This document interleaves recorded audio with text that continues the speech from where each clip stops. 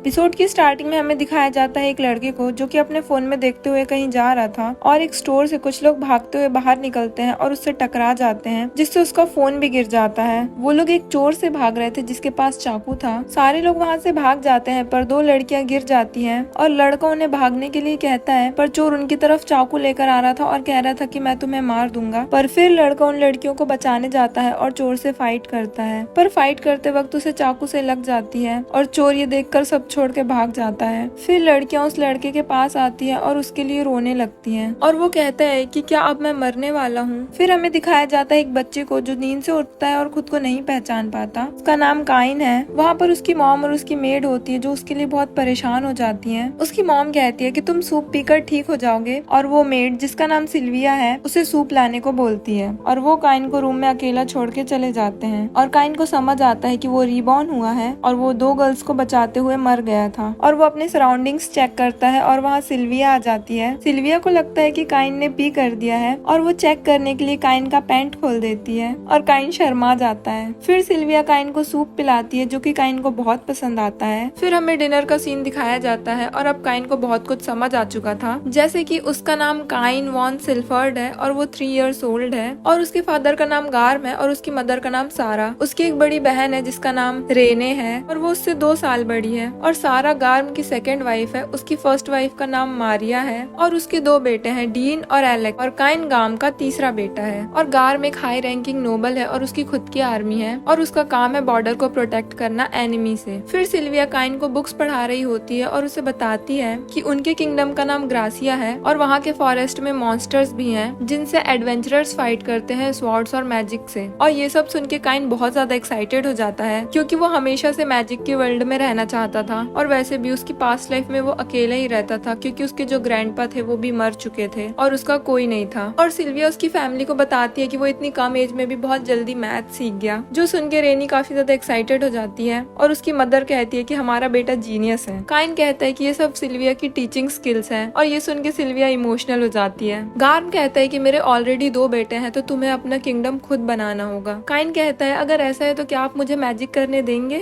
सारा कहती है कि तुम मैजिक में इंटरेस्टेड हो। फिर रीना कहती है कि उसके लिए तुम्हें बैप्टाइज्ड होना पड़ेगा और जब तुम 5 साल के हो जाओगे तब तुम्हें बैप्टाइज्ड कर दिया जाएगा। फिर काइन अपने रूम में अकेला होता है और वो मैजिक ट्राई करता है और वो मैजिक कर पाता है और वो कुछ गड़बड़ कर देता है। फिर वहाँ सिल्विया और रीने आ जाती हैं पर उन्हें कुछ पता नहीं चलता। रीने काइन से कहती है कि मुझे पता है कि तुम आउटसाइड वर्ल्ड के बारे में पढ़ रहे हो, क्या मैं तुम्हें इस बारे में सिखाऊं। और तब से वो काइन को हर दिन उनके किंगडम की 300 साल पुरानी हिस्ट्री सिखाती थी और वो बताती है कि उनका फर्स्ट किंग पहले एडवेंचरर था और फिर कैसे उसने अपना किंगडम बनाया और उसका नाम यूया था और उनके इस वर्ल्ड में एल्व्स, वॉर्फ्स और बीस्ट फॉल्क्स भी रहते हैं। और अब काइन 5 साल का हो चुका था और उसके बैप्टिज्म का टाइम आ चुका था। रीने उसकी तारीफ करती है और उसे हक करती है और फिर वो लोग बैप्टिज्म के लिए निकल जाते हैं और पहली बार काइन बाहर की दुनिया देखता है और वो देख के बहुत खुश होता है। फिर काइन रीने से मैजिक के बारे में पूछता है और रीने उसे मैजिक करके दिखाती है। फिर उनकी मदर बताती है कि रीने को गॉड ऑफ मैजिक से लेवल 2 की प्रोटेक्शन मिली है। फिर उनके फादर बताते हैं कि मैजिक और प्रोटेक्शन में 1 से लेके 5 तक लेवल्स होते हैं। और फिर वो लोग लोकेशन पर पहुंच जाते हैं और वो लोग 7 पिलर गॉड्स को प्रे करते हैं और वो बैप्टिज्म के थ्रू गॉड को इन्फॉर्म करते हैं कि काइन अब 5 साल का हो चुका है तो गॉड उसे मैजिक और प्रोटेक्शन प्रोवाइड करे। फिर फादर सेरेमनी स्टार्ट करते हैं और गॉड ऑफ क्रिएशन के स्टैचू के पीछे से बहुत तेज लाइट आती है और फिर काइन 7 गॉड्स के सामने होता है पर काइन को कुछ समझ नहीं आता है और गॉड ऑफ क्रिएशन उसे बताते हैं कि वो 7 गॉड्स के सामने है जो उसे मैजिक और प्रोटेक्शन प्रोवाइड करेंगे। फिर सारे गॉड अपना इंट्रोडक्शन देते हैं। तो सबसे पहले आते हैं द गॉड ऑफ क्रिएशन जिनका नाम जैनम है और उन्होंने ये वर्ल्ड बनाई है। काइन मन में कहता है कि मुझे लगा था कि ये तो कोई बूढ़ा आदमी है जो कॉस्ट्यूम पहनकर बैठा है, पर ये तो सच में गॉड है। फिर गॉड उसके पास आते हैं और बोलते हैं कि मैं गॉड हूँ तो मुझे तुम्हारी मन की बातें भी सुनाई देती हैं। फिर आती है राइम जो लोगों की डेथ और बर्थ की गॉड है। फिर राइम उसे बताती है कि उसकी डेथ अनएक्सपेक्टेड थी क्योंकि वो जो चोर था वो लड़खड़ा के गिर जाता और वो लड़कियां बच जाती। काइन रोने लगता है और कहता है कि मैंने जो चीज इतने करेज से की थी वो फालतू थी। फिर राइम उसे बताती है कि तुम अच्छा काम करते हुए मरे थे इसलिए गॉड ऑफ अर्थ ने उनसे रिक्वेस्ट की थी कि तुम्हें हम अपनी वर्ल्ड में रीबॉर्न करें और नर्सिंग और डायपर चेंजिंग तुम्हारे लिए बहुत एम्बैरेसिंग होता है इसलिए हमने तुम्हारी मेमोरीज ब्लॉक कर दी थी पर फिर तुम्हें सब याद आ गया। फिर आती है Reno the god of magic जो उसे अपनी प्रोटेक्शन प्रोवाइड करती है और गॉड ऑफ क्रिएशन भी उसे प्रोटेक्शन प्रोवाइड करते हैं। फिर आते हैं सारनोस द गॉड ऑफ वार और अपनी प्रोटेक्शन प्रोवाइड करते हैं। फिर आते हैं ग्रिम गॉड ऑफ टेक्नोलॉजी, और वो भी अपनी प्रोटेक्शन प्रोवाइड करते हैं। फिर आते हैं गॉड ऑफ कॉमर्स पानम, वो भी अपनी प्रोटेक्शन प्रोवाइड करते हैं। फिर लास्ट में आती है बेला, द गॉड ऑफ अर्थ, और सारे गॉड अपनी प्रोटेक्शन प्रोवाइड करते हैं और काइन वापस अपनी दुनिया में चला जाता है। और फिर काइन वहाँ से पेट दर्द का बहाना बना के भाग जाता है और फिर वो अपना स्टेटस चेक करता है और वो देखता है कि उसे सारे गॉड ने लेवल 10 की प्रोटेक्शन और मैजिक प्रोवाइड किए थे। वो ये सब देख के बहुत हैरान हो जाता है और सोचता है कि वो ये सब चीजें लोगों से कैसे छुपाएगा। फिर घर आके वो लोग काइन का बर्थडे सेलिब्रेट करते हैं और उसे अपना स्टेटस दिखाने के लिए बोलते हैं। सारे गॉड से प्रोटेक्शन लेवल 10 देख के वो लोग हैरान रह जाते हैं और उसका मैजिक पावर भी फुल था, पर काइन स्टेटस को चेंज करना भूल गया था। और फिर उसके फादर उसे अपना स्टेटस किसी को भी ना दिखाने को बोलते हैं और वो सेबस और सिल्विया से भी अपना मुंह बंद रखने को बोलते हैं। फिर काइन अपने रूम में आता है और उसे अपने बेड पे बुक ऑफ समनिंग मिलती है और वो सोचता है कि वो किसी फ्लफी से एनिमल को समन करेगा और उसके साथ खेलेगा। और फिर वो एक फ्लफी से एनिमल को समन करने का ट्राई करता है पर गलती से एक मॉन्स्टर को समन कर देता है और वहाँ परमा और रीने भी होती हैं। और काइन अपनी पिछली लाइफ की तरह इस बार भी फाइट करने जाता है और वो मॉन्स्टर को वापस भेज देता है। और फिर वो सोचता है कि क्या इस बार भी वो मर जाएगा और वो पिछली बार की तरह इस बार भी लोगों को सिर्फ रुला रहा है। और थोड़ी देर बाद काइन उठ जाता है और दोनों गर्ल्स उसे हग कर लेती हैं और सोचता है कि पिछली बार उसने गर्ल्स को बस रुलाया था पर इस बार रेने हंस रही है। और फिर वो वहाँ के लोगों के सामने स्पीच देता है और कहता है कि अब मैं 5 साल का हो चुका हूँ और मैं अभी भी छोटा हूँ, तो मुझे बहुत कुछ एक्सपीरियंस करना है और आप लोगों के गाइडेंस में मैं बड़ा होना चाहता हूँ। फिर उसके फादर कहते हैं कि तुम मेरे तीसरे बेटे हो तो तुम्हें अपना किंगडम खुद बनाना होगा, तो तुम्हें पता है कि तुम्हें फ्यूचर में क्या करना है। काइन कहता है कि मैं हर तरह के प्लेस को एक्सप्लोर करना चाहता हूँ, मैं जरूरतमंदों की मदद करना चाहता हूँ, मैं हर प्रकार के लोगों से मिलना चाहता हूँ, मैं बहुत सारी चीजें सीखना चाहता हूँ और सबसे इम्पोर्टेंट मैं आप सबकी स्माइल को प्रोटेक्ट करना चाहता हूँ। मैं एक एडवेंचरर बनना चाहता हूँ। और एपिसोड यहीं पे एंड हो जाता है।